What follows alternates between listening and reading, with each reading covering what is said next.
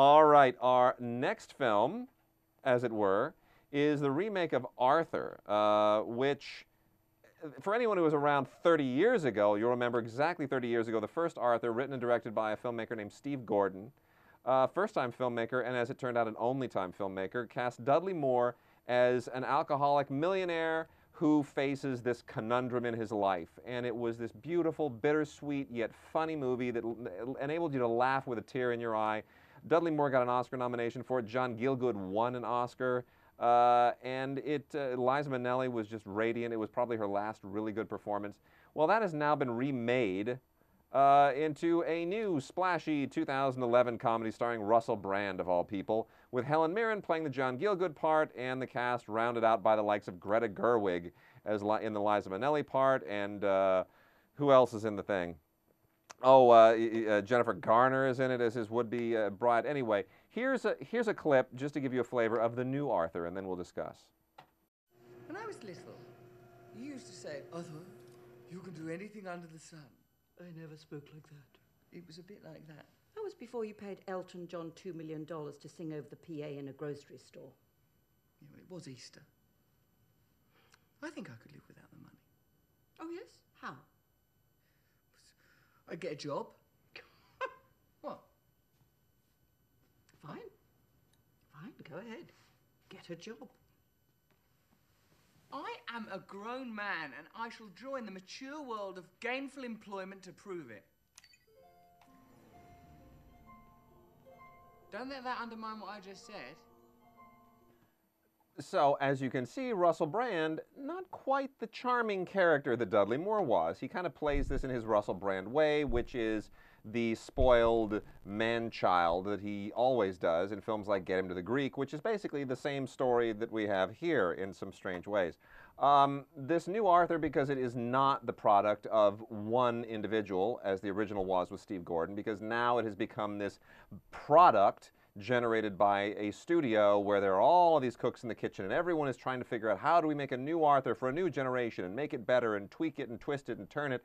You end up with this charmless, lifeless, unfunny, horrendous mess of a movie that doesn't work in any way whatsoever, and it's so bad that they even have a cover of the Oscar-winning song that was the theme song for the original film, and it's terrible.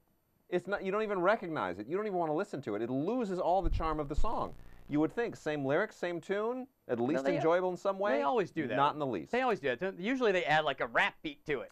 But like, yeah, they update it for the kids. It wasn't that bad. It's a lifeless movie. There's no feeling in this movie. There's no soul in this movie. There's no heart in the movie.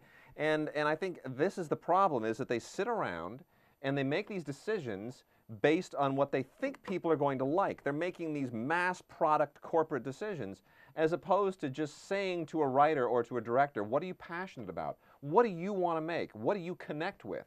Because they don't trust audiences to connect with something that's personal. Well, and that's a tragedy. Well, because as you're going off what you were saying before, you know, the original was a filmmaker with a script that was very clever and it was well cast. Yep. This is a vehicle for an actor that the studio wants to get out there. Yeah. That's a totally different rationale to make a film. And this movie here, the problem is that it is so filled with these set pieces. It's not about the character going through his journey. It's about what hilarious set piece can we throw out there. Let's put him in the Batmobile and he can fly through the city. Let's have Nick Nolte play the Burt Johnson role and then get sprayed with nails from a nail gun. With nails gun, and then he can take Arthur's head and thread to stick him into a buzzsaw. Because all this stuff that's it's just over the top. It's just not real. It's, as you say, it's kind of hard. Because they're looking for things to substitute for heart. You can't quantify heart. You can't say, what's going to make people really feel? They don't know. These guys they're cold. They're dinosaurs. They're like cold-blooded animals sitting there in their offices at whatever studio, and they're afraid of getting fired, and they're afraid of making a bad decision. And if somebody comes and says, I got a movie with heart, well, how do they quantify that? But if you say, hey, I got a scene with a Batmobile, oh, that's great. That's a set piece. Somebody will laugh at that. It'll look great in the trailer. Oh, his bed, it's a magnet. Oh, and it sits, and then we can have Jennifer Garner like wear a metal bustier, and she'll stick to the magnet. That's great for the trailer, too. And they're all these little marketing hooks, and nobody cares. And anybody who's sitting in these offices who's making decisions based on that, quit. Quit, because you're useless. You're a fraud. You know, attendance at movie theaters, honestly, attendance at movie theaters has dropped for 3 years running. Why? Because the people making decisions are losers. Quit.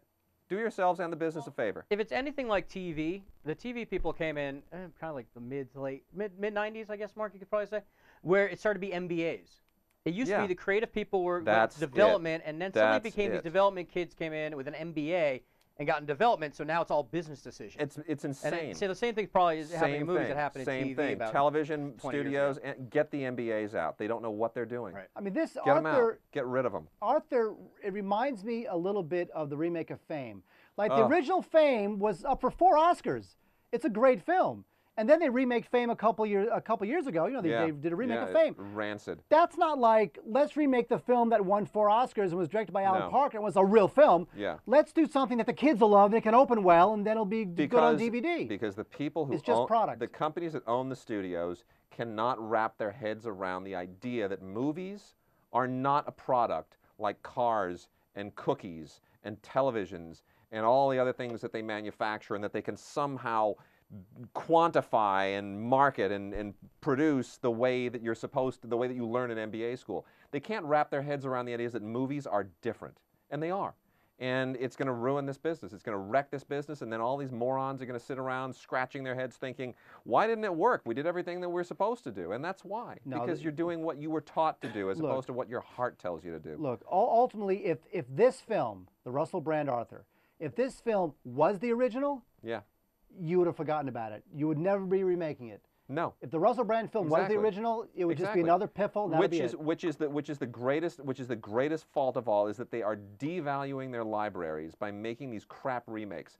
And people look at it and they go, "Wow, this is not the studio it used to be." And that's true. It's not the studio it used to be. I mean, these studios are becoming shadows of themselves, and people look at the people leading them and they go, "Wow, you sure aren't the people who started this.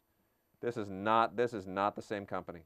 At least in the States. I mean, the American Hollywood system, the American system is definitely broken. I mean, I think there's world cinema. Yeah. There's a lot to be said about world cinema. No, absolutely a lot, because personal cinema is still highly regarded in other countries. But we unfortunately have a system in the United States where these giant corporations have bought the studios and they're imposing their will on them. And it's killing it. So here's what we've learned in our very first YouTube live show. Well, first let's give the rating for that. Burn. Oh, you got to burn that. All right, hold on. There you go. We got there it is. Burn it. Do not bother seeing it. Stay away. And you should instead. You were telling us a story after you saw this movie.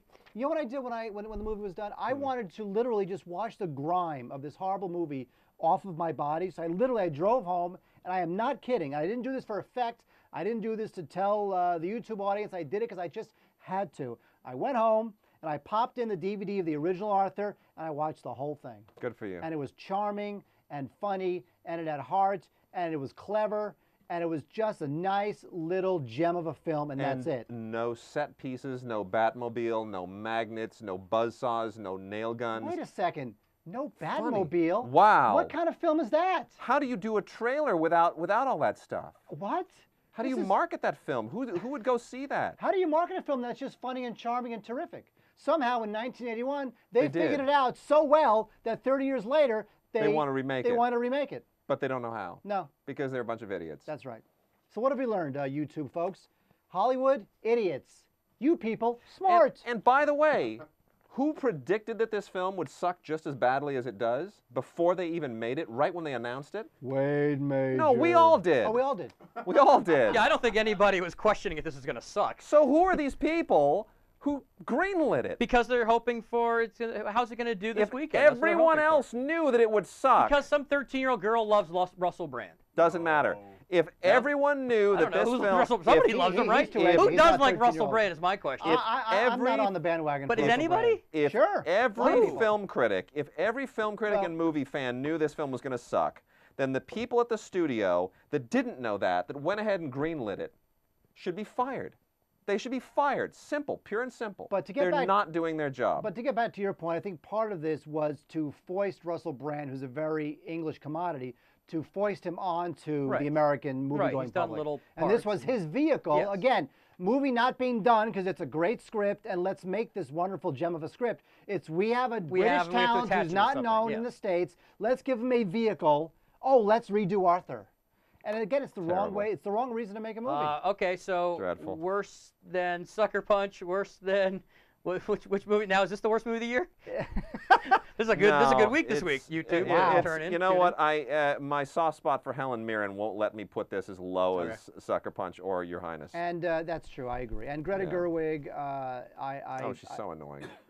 She's not annoying. She just drove me nuts. Really? Because she's got a weird little thing with her mouth, and it's she's got that mumblecore indie thing. That's what Greta Gerwig was plucked from these mumblecore indie films. Yeah. Mumblecore? Yes. What is that? Mumblecore is a no-budget genre. The Duplass brothers and a bunch of other people. Joe Swanberg. They basically make movies with digital video cameras, no lights. It's sort Baghead, of like the puffy chair. It's like if you're doing a Dogma film with a bunch of slackers and stoners. By the way, I like the mumblecore films. I don't. I do. I think it's anti-cinema. What are you, Godard all of a sudden? Yeah, it's like their home movies. I will It's like a bunch of losers go, hey, let's just go film some junk. Let's just grab your camera, let's go out. It's like, but what I like about, act. But what I like about, it's like the beginning. It's like the beginning of A Strange Brew when Rick Moranis is standing there after the apocalypse wearing the cod piece, and you hear from behind the camera, psst, act. That's mumblecore. By the way, Strange Brew, not funny, not funny. I'm saying it right here. But SCTV funny. SCTV funny. Strange Brew, not funny. Guilty pleasure. Now you know.